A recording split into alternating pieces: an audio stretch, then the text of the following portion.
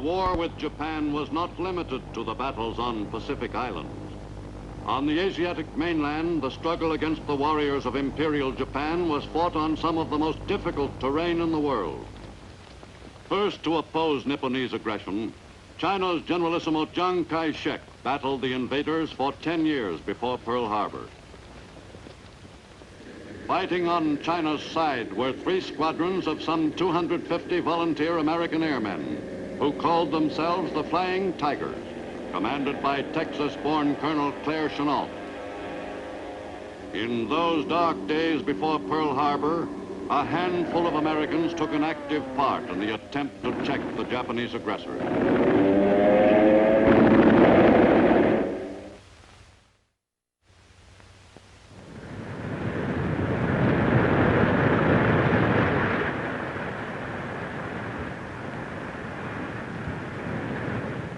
In the late 1930s, Japan extended its area of control on the Asian continent.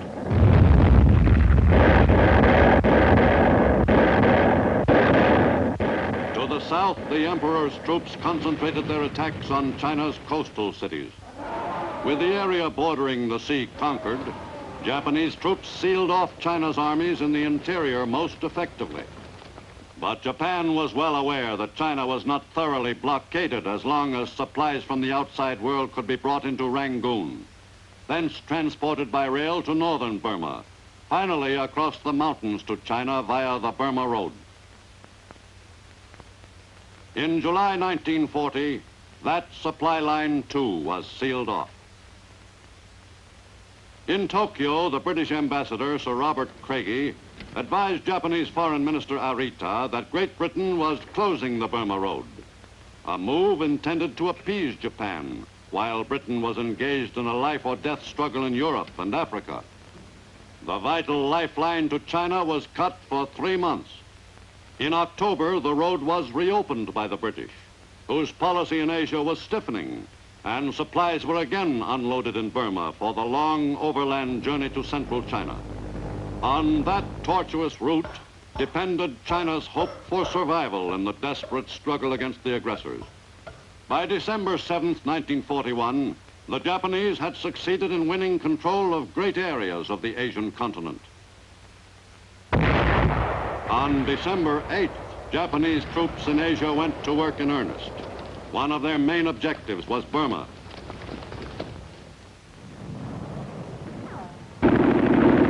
Japanese troops quickly took possession of Lower Burma, where the British oil wells were located. Before pulling out, British forces had set fire to the oil fields, which fell into Japanese hands in mid-April 1942. The conquerors embarked at once on a program of winning over the Burmese to their own point of view. Speaking in Burmese, Japanese officers expounded the doctrine of Asia for the Asiatics. The natives in the areas already controlled by the Japanese were skeptical but curious. In the hills where Britain's Indian troops were in hiding, the Japanese were forced to go to a little more trouble to get their message across. Their propaganda was artfully introduced by authentic Indian music.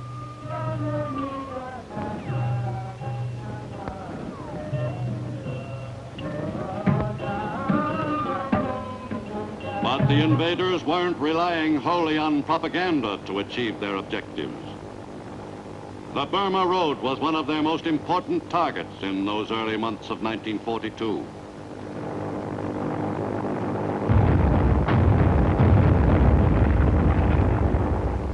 On the ground, the Japanese were intent on driving north from their newly conquered territory to cut the Burma Road and completely isolate China. That ambitious plan called for Japanese troops to advance more than 500 miles over difficult terrain against an Allied delaying action. The Emperor's troops attacked with great determination. In late March, the invaders had seized Toungoo, routing Chinese forces commanded by U.S. General Vinegar Joe Stilwell. Thoroughly overpowered, the Allied forces retreated, followed closely by the Japanese, and finally reached Imphal in India just as the monsoon season began. Thus ended one of the most remarkable retreats in military history. Quantities of American munitions and equipment were seized by the enemy during the chase. In their conquest of Burma, the Japanese took a considerable number of British prisoners of war. British resistance in all of Southeast Asia was ended by May 1942. Throughout Asia, British prestige had dropped to a new low. With the Burma lifeline cut, a new route to China was devised, by way of India, thence by air across the towering Himalayas to beleaguered central China.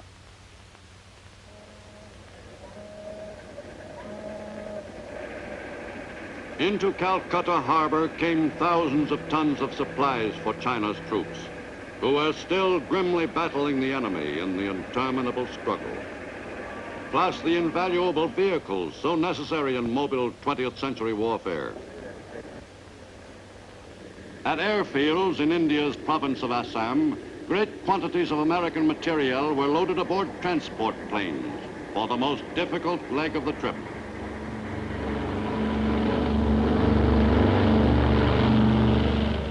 The flight across the Himalayas came to be known in the CBI as flying the hump.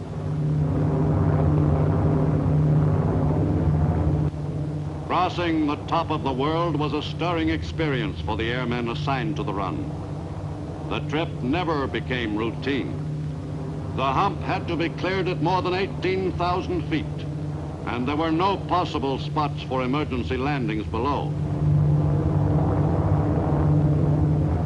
Across the formidable mountains lay the plains of China. The airfield at Kunming was the eastern terminus of the hump run. The Chinese gratefully welcomed the weapons and supplies which would enable them to continue the long, desperate struggle against the invaders. But getting that equipment to the Chinese troops was far from an easy job. Transportation in the interior of China was still a primitive operation. The last leg of the trip was achieved by the most ancient methods, at a painfully slow rate of progress. Chiang's forces continued to fall back under the weight of fresh enemy attacks. The Chinese situation from a military standpoint was growing steadily worse. And with every Chinese defeat, thousands of civilian Chinese straggled back from the area seized by the enemy.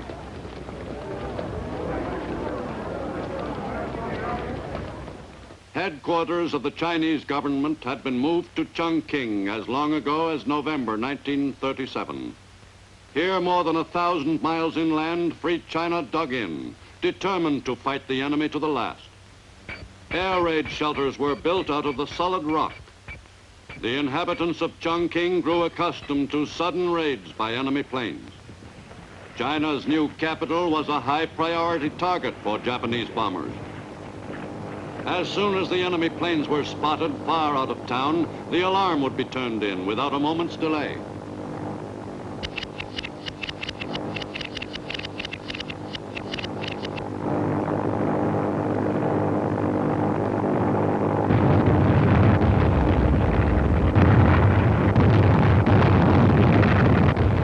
Chongqing was bombed with increasing frequency as the enemy gained ground in China. For the Chinese, 1943 was a most critical year in the long war against the Nipponese invaders. Chongqing was also a nerve center for the Chinese communists, who early in the war had agreed to cooperate with the nationalists in the fight against the common enemy. But in practice, the communists rarely cooperated with the Chinese nationalists. Throughout World War II, the nationalists were forced to cope with two enemies. The plight of the Chinese nationalist forces and the Chinese government grew more desperate. Politically as well as militarily, Free China was being backed into a corner. At the Quadrant Conference of Allied Powers in Quebec, the critical problems of Eastern and Southeastern Asia were explored in some detail. It was felt that the confusion of Allied commands in that theater was contributing to the enemy's successes.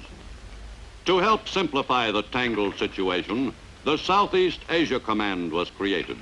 to be headed by Admiral Lord Louis Mountbatten. The new commander took over his post with a great feeling of optimism. I feel very honored to have been appointed to the Southeast Asia Command. As you know, it is an Allied command, and I'm particularly proud to think that there will be United States forces and British forces fighting side by side in the Southeast Asia Command with our Chinese allies until we've finally thrown the Japs out and final victory is won. China's Generalissimo, unfortunately, did not agree on the conduct of the war with Lord Mountbatten, nor with his deputy, U.S. General Joe Stilwell. But on lower levels, the mixture of Allied forces worked more smoothly. Chinese troops were instructed in the techniques of modern warfare by American soldiers.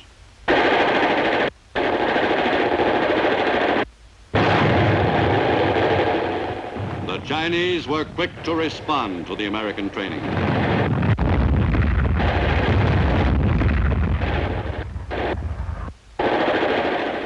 From airfields in Chinese territory, U.S. planes of the 14th Air Force flew countless missions against the enemy, which was pressing the attack against the Chinese.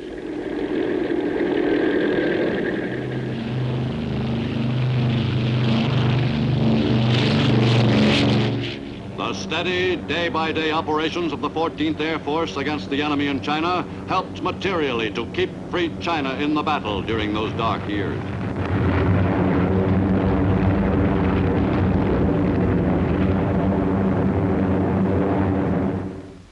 In Burma in late 1943, Allied troops were set to embark on the road back to eventual final victory.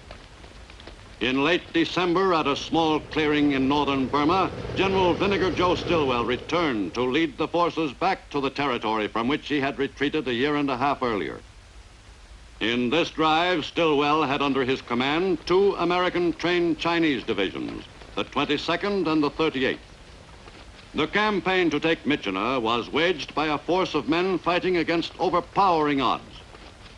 The Chief of Staff of the U.S. Army at the time, General George Marshall, summed it up in his war reports. The mission that the Joint Chiefs of Staff had given General Stilwell in Asia was one of the most difficult of the war. He was out at the end of the thinnest supply line of all. He could have only what was left. He had a most difficult physical problem of great distances, almost impassable terrain, widespread disease, and unfavorable climate.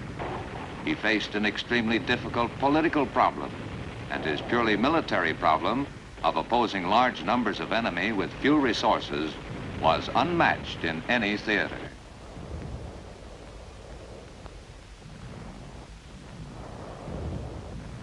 In his drive back, General Stilwell was accompanied by another celebrated figure, one of the small force of men who had made the memorable retreat, Dr. Gordon Seagrave, the famed Burma surgeon.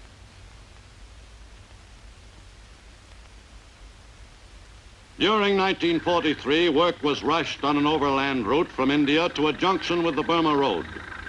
This ambitious construction project was a corollary of Stilwell's Burma campaign. When completed, the Lido Road would give the Allies a valuable supply artery between India and Burma. The road builders followed closely behind the fighting men. In the construction of the road, American ingenuity was supplemented by time-tested Asian methods. The results were gratifying to everyone connected with the project. But all this effort on the part of more than 20,000 engineers and laborers was to prove eminently worthwhile, for the flow of desperately needed supplies for the Chinese troops could be increased. The enemy still held much of the area through which the road would pass. From Lido in India, the route would wind across the rugged terrain to Myitkyina in northern Burma, and then to a junction with the Burma Road, thus effecting a continuous highway from India to China. Behind the enemy's lines, U.S. General Frank Merrill and a band of 3,000 officers and men who called themselves Merrill's Marauders played a leading role in the fight to gain control of Myitkyina airfield. Since the marauders were usually isolated, they were supplied by airdrops of food and munitions. This system of supply, on which the success of the marauders depended, demanded a close liaison between air crews and the raiders.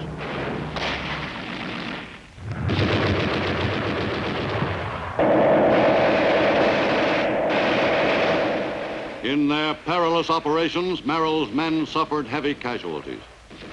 Using the same tactics employed to good advantage in Burma a year earlier by Wingate's raiders, the marauders fought 5 major and 30 minor engagements against a stronger enemy force and achieved their objective.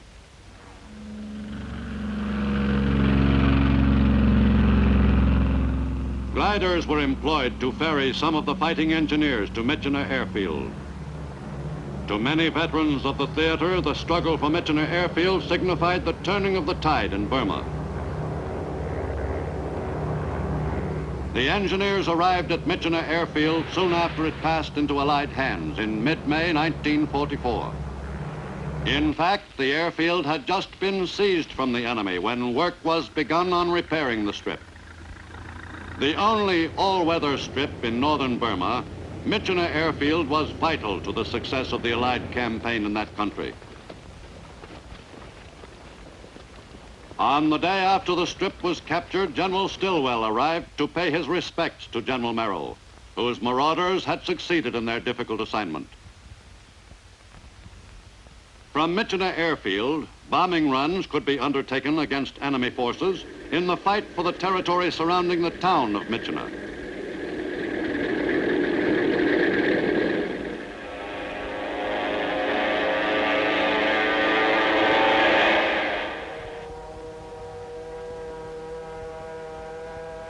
On the ground, forward observers called for more air support.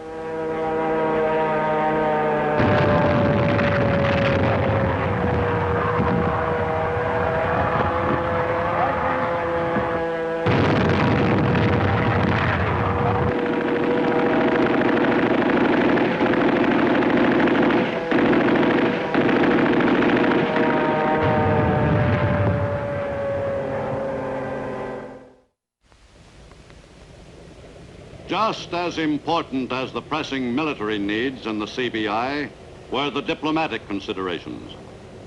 In an effort to keep peace among the Allied forces in the Orient, the U.S. sent several emissaries to Chongqing, among them Vice President Henry Wallace.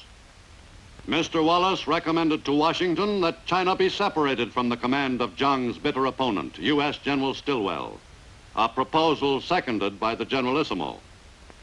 But U.S. policy in China in 1944 was as variable as the spring breezes which played among the reeds. China's Generalissimo was often toasted one day and scorned the next. In the late summer and early fall of that year, the Chinese were forced to fall back again. Guilin and other cities in southeastern China were abandoned to the enemy. The hapless Chinese were the victims of a determined enemy offensive.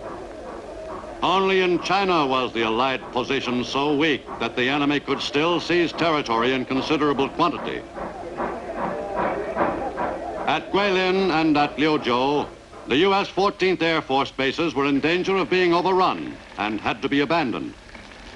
Before the American airmen pulled out, they took great pains to be certain that the enemy would not get much use out of the installations in the field.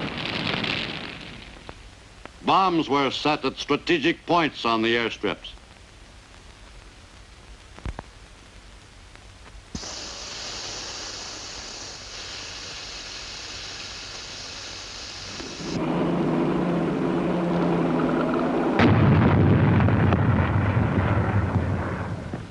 The major air bases at Guilin and Liuzhou were evacuated in the autumn of 1944. The enemy gained possession of an area which included a total of 8 forward U.S. air bases, but not in very usable condition. All over the world, the Allies were driving the enemy back, but in China, the Allied position was steadily deteriorating. In Chongqing, U.S. General Albert Wedemeyer replaced recently recalled General Stilwell as Zhang's Chief of Staff. In late 1944, the Allied military picture grew somewhat brighter. In China and India, the finishing touches were added to air bases which accommodated America's newest and largest bombers.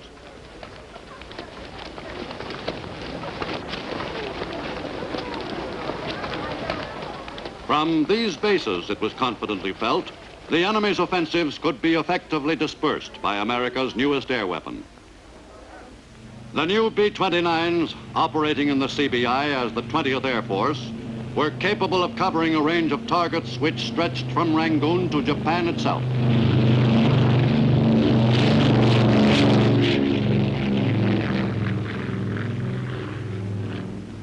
In the reconquest of Burma, the super fortresses were used in softening up the enemy's hold on the country's capital and chief port, Rangoon.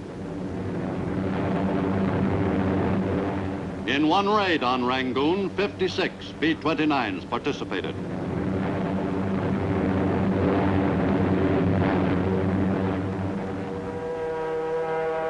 To the north, Mandalay was under attack by Allied planes and British ground forces for more than 2 months.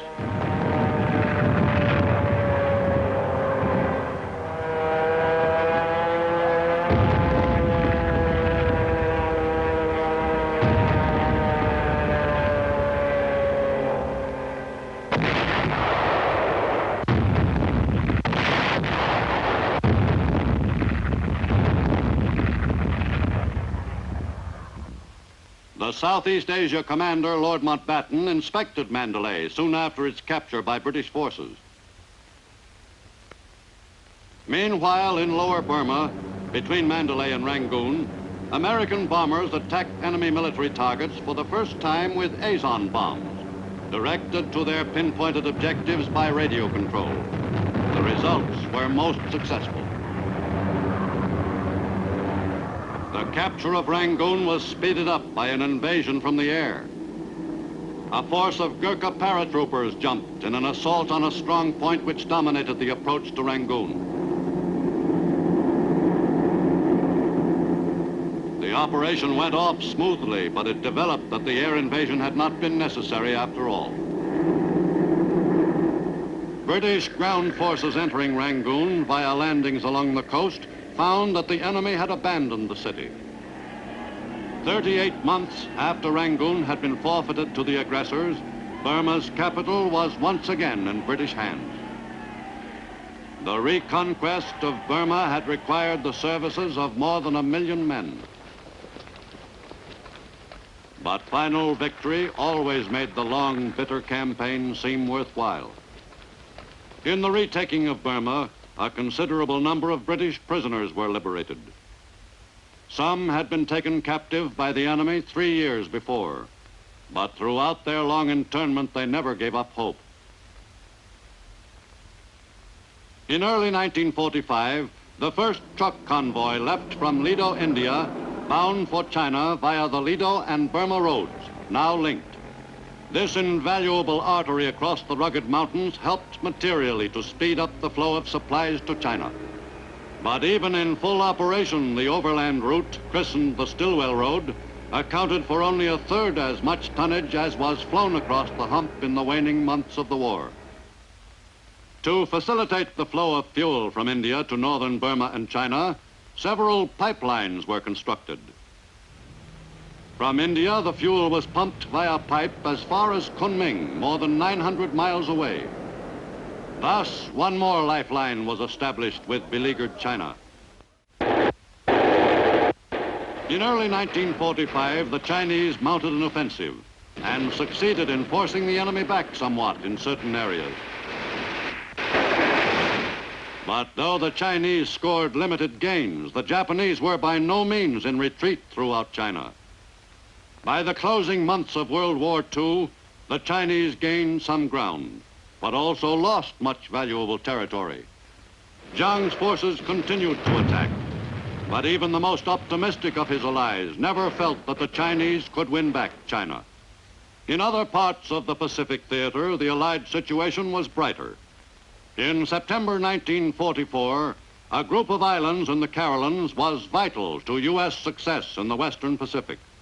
From Palau, U.S. planes could launch attacks against the Philippines, preparatory to an